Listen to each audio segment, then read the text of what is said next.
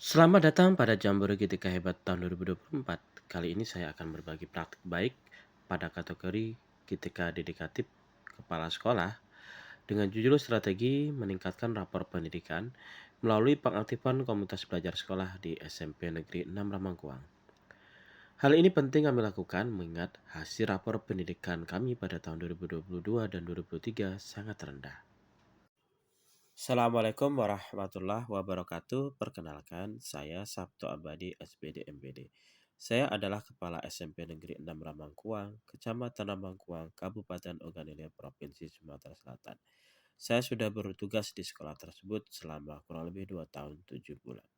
Adapun situasi di SMP Negeri 6 Ramangkuang diantaranya adalah jauh dari pusat kota, berjarak 98 km. Mayoritas guru di sekolah saya adalah berstatus guru honorer. Mayoritas guru jarang ikut pelatihan. Sekolah tidak terakreditasi, murid hanya berjumlah 30 orang, dana bos kecil, fasilitas tidak lengkap, dan ini semua berimplikasi pada hasil rapor pendidikan tahun 2022 dan 2023 juga sangat rendah. Ano lang tadi kepala bebek.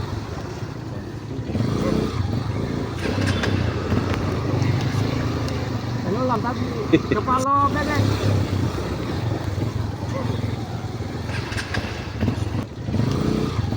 Ano lang tadi kepala bebek.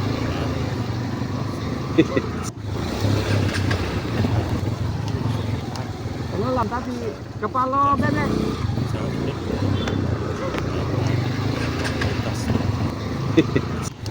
Ano lang tadi kepala bebek.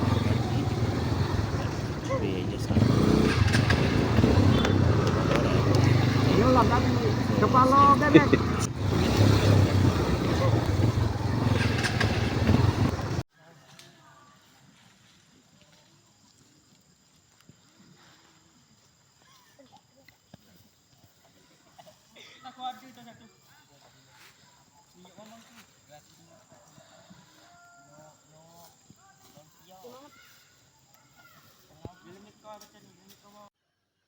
Tantangan berikutnya di sekolah kami adalah penerimaan dana bosnya cukup kecil karena muridnya hanya sedikit, berkisar 30 sampai 38 siswa.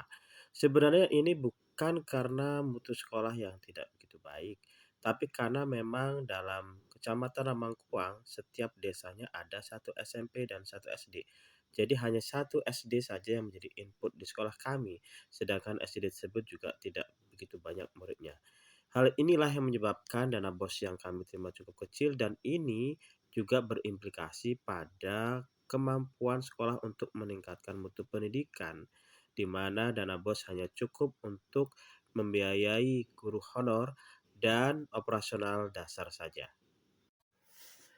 Tantangan-tantangan tersebut terakumulasi pada hasil rapor pendidikan tahun 2022 dan 2023 yang cukup rendah. Hal ini dapat dilihat pada hasil literasi dan numerasi serta kualitas pembelajaran di SMP Negeri 6 Rambangkuang yang masih harus diperbaiki dengan kualitas yang cukup rendah.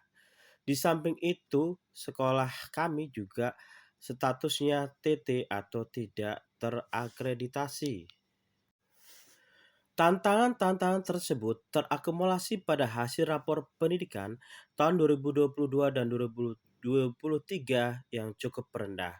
Hal ini dapat dilihat pada hasil literasi dan numerasi serta kualitas pembelajaran di SMP Negeri 6 Dengan situasi dan tantangan tersebut, maka sebagai seorang kepala sekolah, saya tertantang untuk melakukan aksi-aksi nyata dalam rangka untuk meningkatkan mutu pendidikan di SMP Negeri 6 Ramangkuang.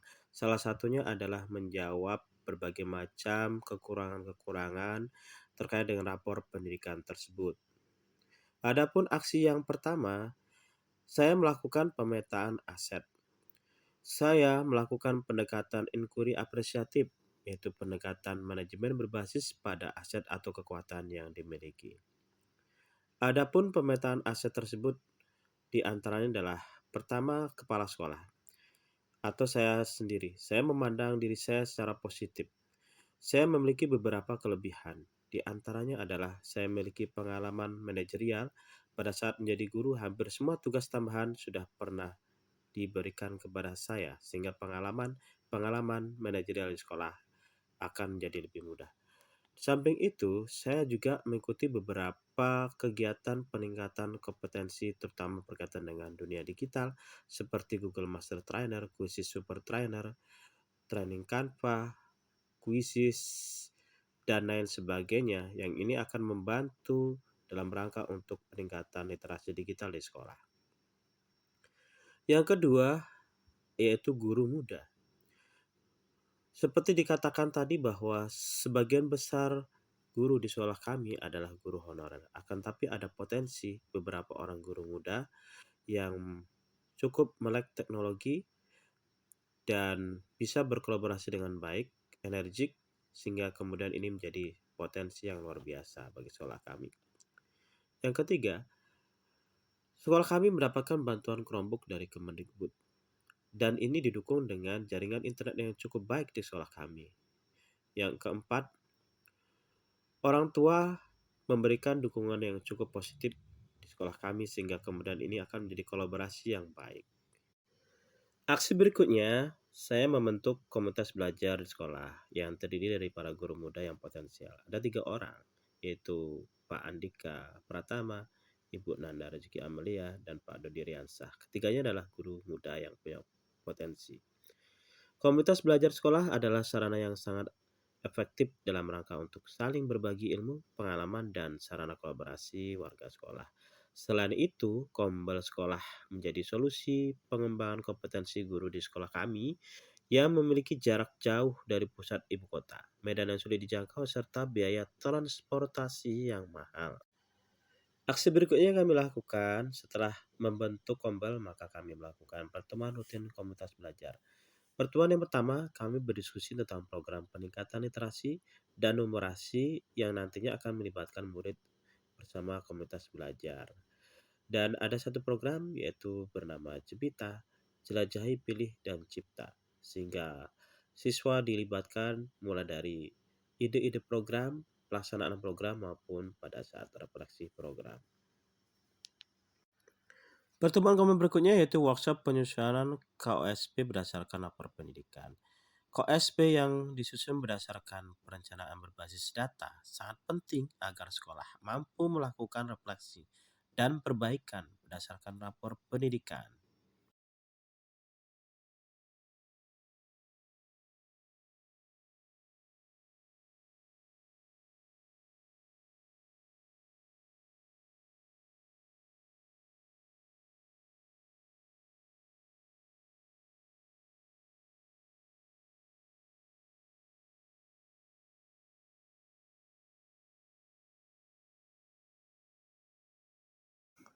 Setelah kurang lebih 1 tahun kami menjalankan program aksi tersebut, maka saatnya kami melakukan refleksi.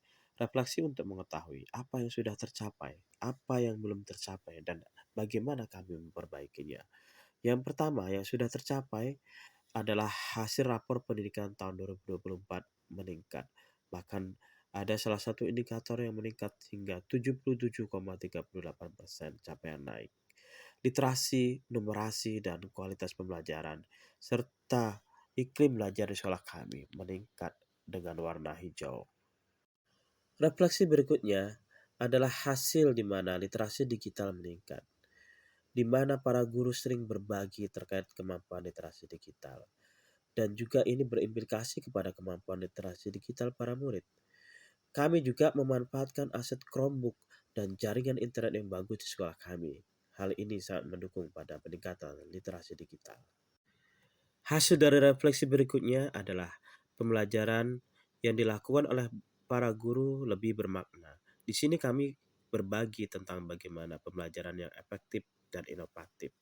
Melalui pendekatan pembelajaran yang berbasis HOTS, ini akan meningkatkan kemampuan berpikir tingkat tinggi pada diri murid. Selain hasil-hasil positif yang sudah didapatkan, tentu masih ada hal-hal yang perlu ditingkatkan. Di antaranya adalah perlu peningkatan kolaborasi program yang melibatkan murid lebih banyak. Selama ini kami sudah berkolaborasi antara anggota Komol, yaitu sama guru, dan juga kami berkolaborasi dengan para orang tua murid. Kali ini dan kedepannya kami akan semakin meningkatkan kolaborasi bersama murid, di mana program-program yang kami selenggarakan adalah untuk murid, oleh murid, dan dari murid.